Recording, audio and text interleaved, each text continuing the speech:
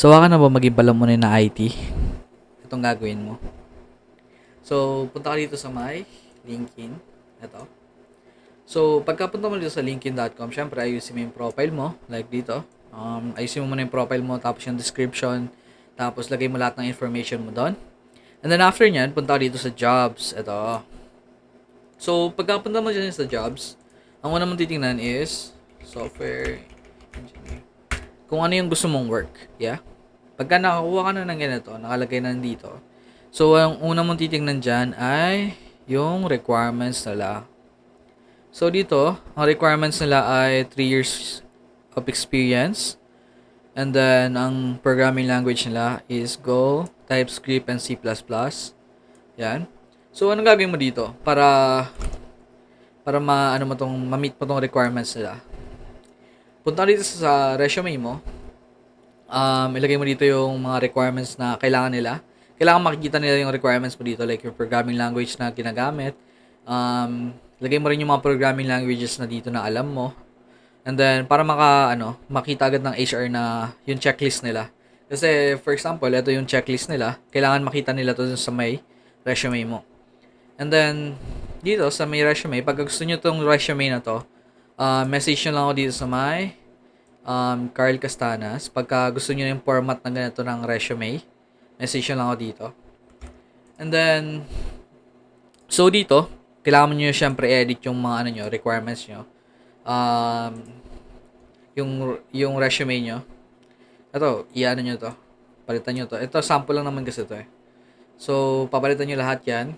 And then, pero ito yung template dapat para maayos tingnan. Tapos, link nyo dito, pati yung GitHub.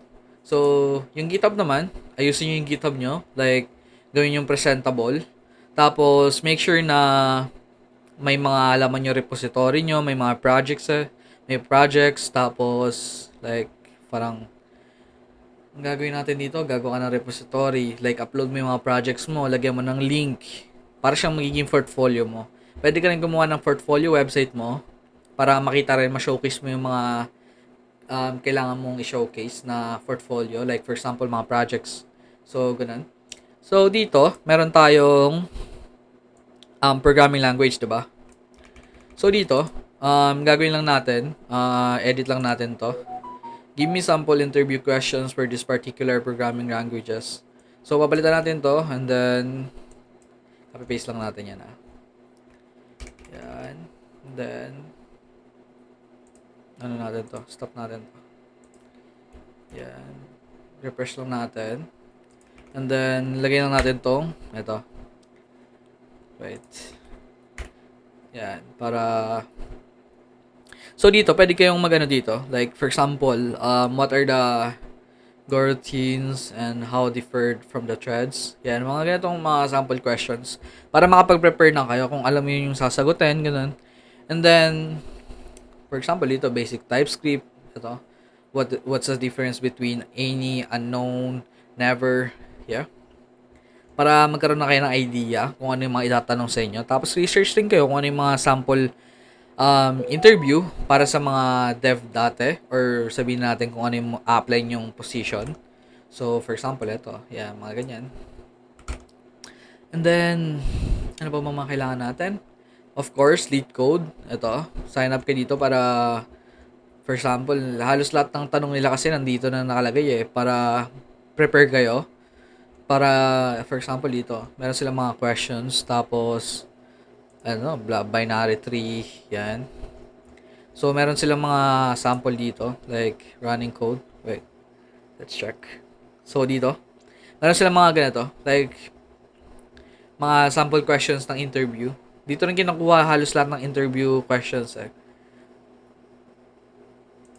So, hanap tayo ng ibang work. Yeah.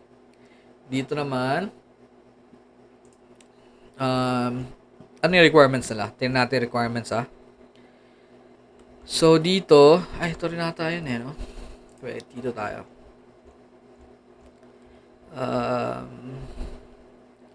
Hindi, same lang sila, Hanap tayo ng iba. So, dito, hanap tayo ng iba. Tapos, so, dito ang kailangan nila is C#, Java, Go, C, TypeScript, and more. Ito yung mga kailangan nila. Tapos, enjoy flexible working arrangements, office-based close to Perth CBD. So, pag kunwari, malapit kayo sa work nyo, tapos pwede nyo na i-edit to. Like ito, yung location, based sa location nyo, para mas kahanap kayo na mas malapit sa inyo. Or pag gusto nyo, mas malaki yung rate, depende pa rin sa inyo kung ano yung mas trip nyo. So, pag ganyan, ilalagay nyo yan dito sa may um, for example, give me resume and this is the requirements of the company. Yan, tinan mo. Dito, nakalagay na dito yung for example, yung information nyo. Yan, nakalagay na dito. Yan. Ito, for example, dito. Languages. Bibigyan ka ng ganyan. Tapos ganito. Bibigyan ka ng mga projects, mga ganyan. So, mas maganda yung ganito para makita nyo na agad kung ano yung mga sample na gagawin nyo. Tapos, itong resume na to, yung sinasabi ko sa inyo, i-edit nyo na lang to. Pero ganito pa rin yung format. Tapos, ilalagay nyo na lang dito. Then, papalitan nyo dito. Like, for example, sa akin is 6'1". Sa inyo, 6'3". Yeah. So, ganun yung gagawin nyo. And then, pagka natapos nyo na yun, ulit-ulitin nyo lang hanggang sa magamay nyo. Then, pwede nyo rin gamitin tong anong feature ng ChatGPT. Hi Like, there. voice. I just want to share how thrilled I am to work with you, and Yeah. I can't wait to get started. Okay. Hey, ChatGPT, can you give me like some questions for you in programming?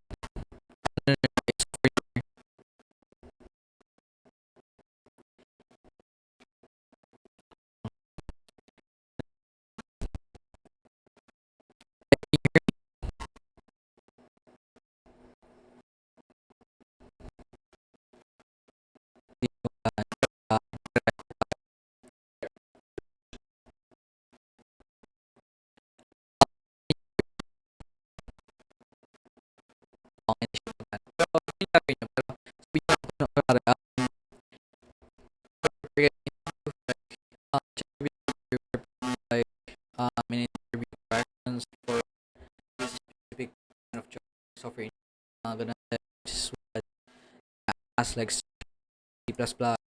and then nyo lang nyo yung ano. Take your time. Hey, ChatGPT,